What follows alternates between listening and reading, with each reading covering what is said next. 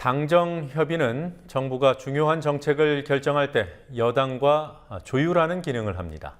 정부 여당의 책임 정치를 구현하는 취지가 있지만 과거 독재 정권에서 의회 정치를 무시하는 역할을 했기 때문에 당정협의는 최소한에 그쳐야 합니다.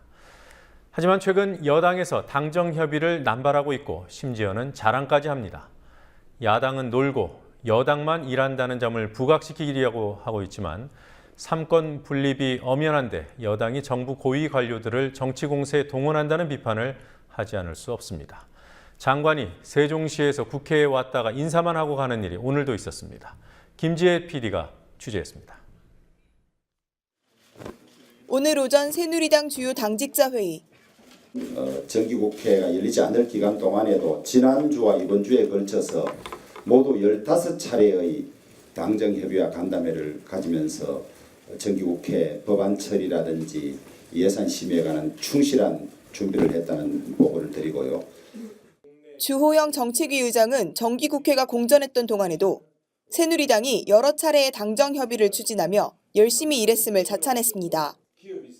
정부 여당 간의 당정협의는 지난 15일 기자간담회에서 이완구 원내대표가 상임위별로 당정협의를 가지라고 주문한 이후 분주하게 진행됐습니다. 국회의장 직권상정으로 의사 일정이 잡힌 첫날이었던 지난 18일, 농림수산식품부와 산업통상자원부가 당정협의를 진행했습니다. 22일에는 노동부, 23일에는 문화체육관광부, 환경부, 기획재정부, 금융위원회와 당정협의가 있었습니다. 어제도 교육부, 외교부, 통일부, 여성가족부 등과 당정협의가 진행됐습니다. 문제는 이와 같은 당정협의가 사실상 알맹이 없이 이뤄지고 있다는 점입니다. 통상 당정협의는 정부가 중요 정책을 발표하기 전 여당과의 마지막 조율을 위해 개최됩니다. 하지만 최근 당정협의에서 결정된 주요 정책은 거의 없었습니다. 문제는 또 있습니다. 김무성 대표의 이른바 민생투어에 장차관들이 적극 동행했던 것과 마찬가지로 이번에도 세종시에 청사가 있는 장차관들이 국회까지 와서 당정협의에 적극 참여하고 있다는 사실입니다. 어제만 해도 당정협의에 황우여 교육부 장관, 류길재 통일부 장관, 김희정 여성가족부 장관, 조태용 외교부 1차관이 참석했습니다.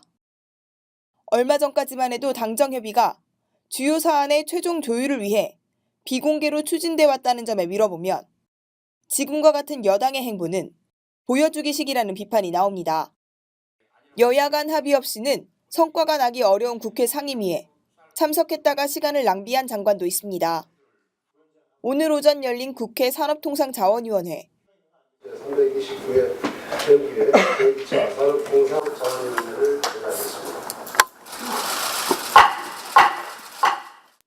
이날 회의에는 윤상직 산업통상자원부 장관이 참석할 예정이었습니다.